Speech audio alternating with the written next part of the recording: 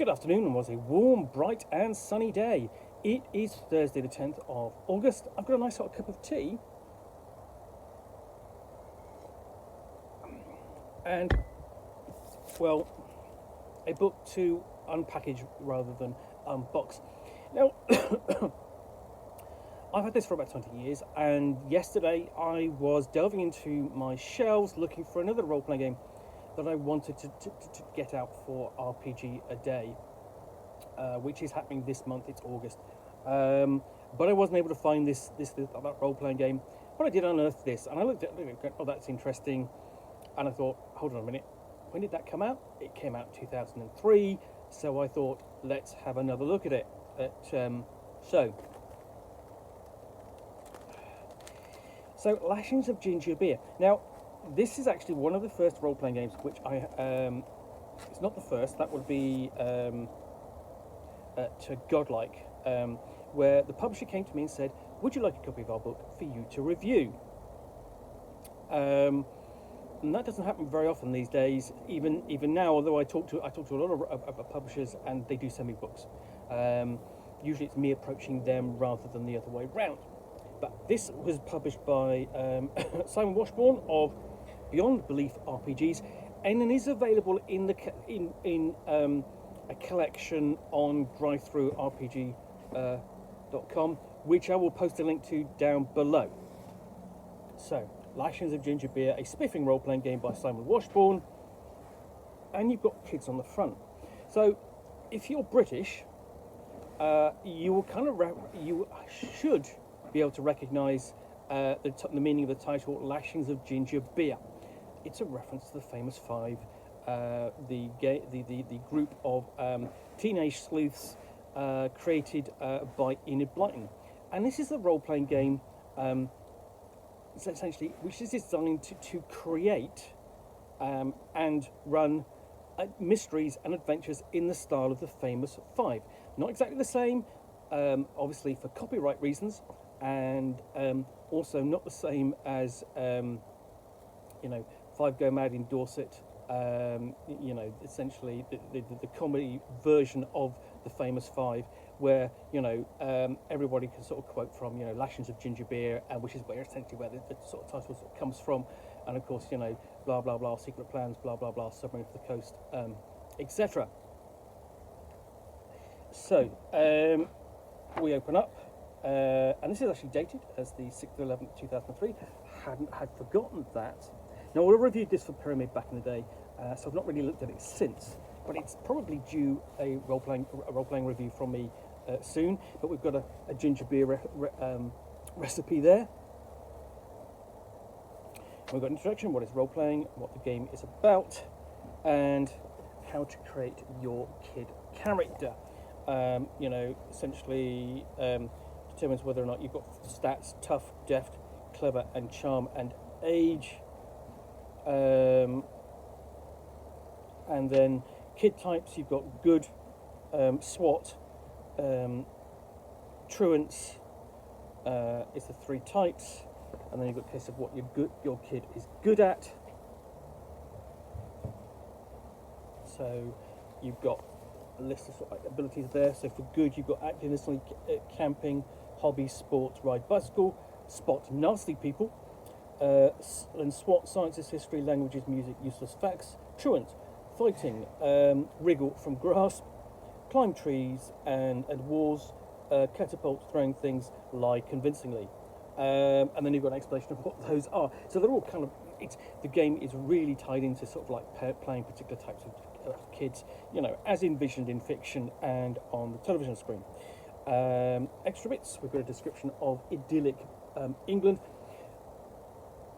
This is a very English set role-playing game. It's, as it says, idyllic England of sort of like the 40s and 50s, where the outsider is to be distrusted, and outsider to be distrusted except your immediate family. And nothing ever goes wrong, but because you're a kid, you spot things and have adventures and uncover plots. And then go home for big high teas with lots of cakes and lashings of ginger beer and ham and whatnot. So guidance there for creating your gang, because you're a member of a gang, and essentially that's sort of like, you know, a gang of friends rather than, you know, a gang. List of useful items which you might equip yourself with, and also there's a note about currency in there, and essentially the other thing is sort of like, it's noting there's a certain sense of timelessness to idyllic England.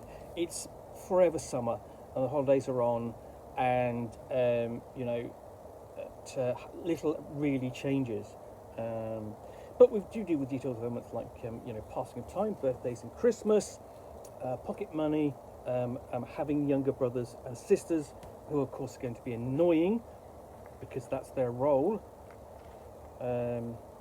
and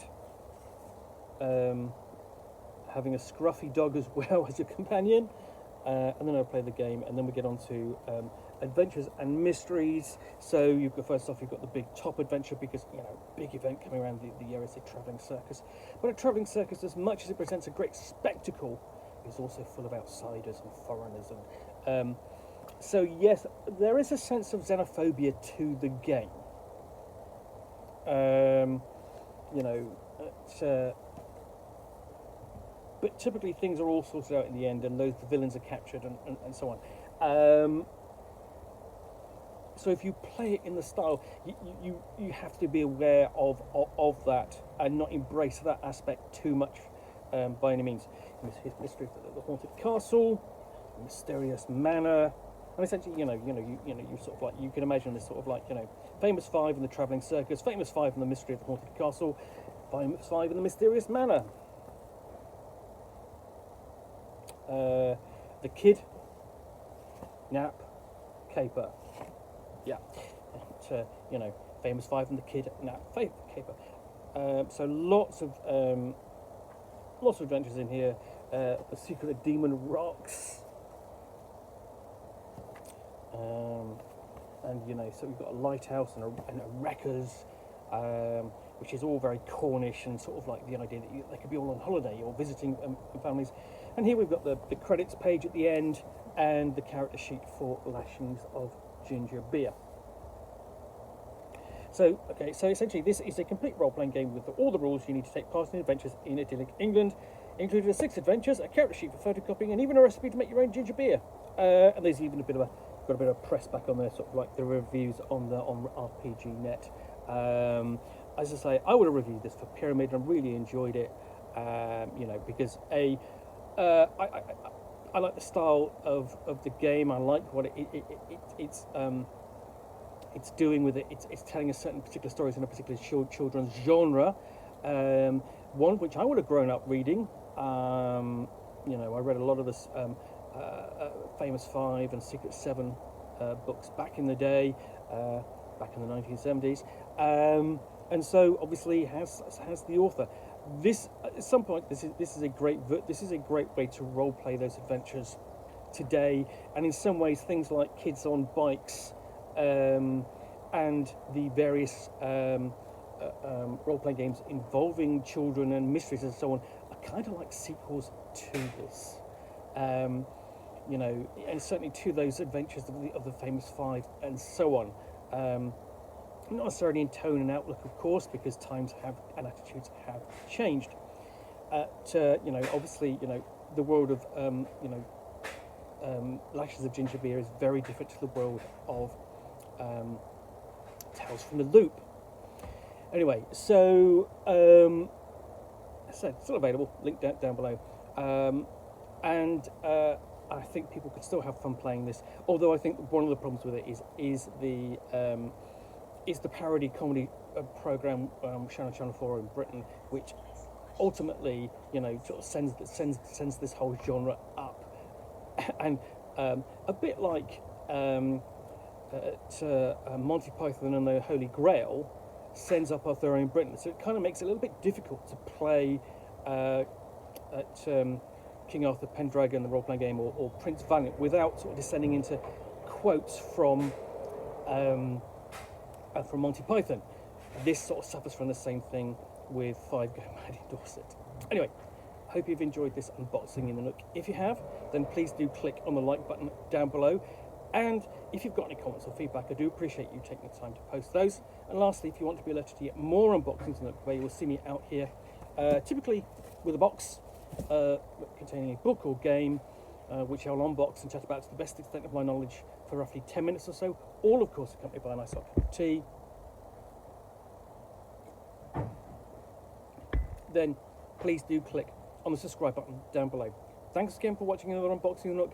We'll be back again soon with another one. Bye for now.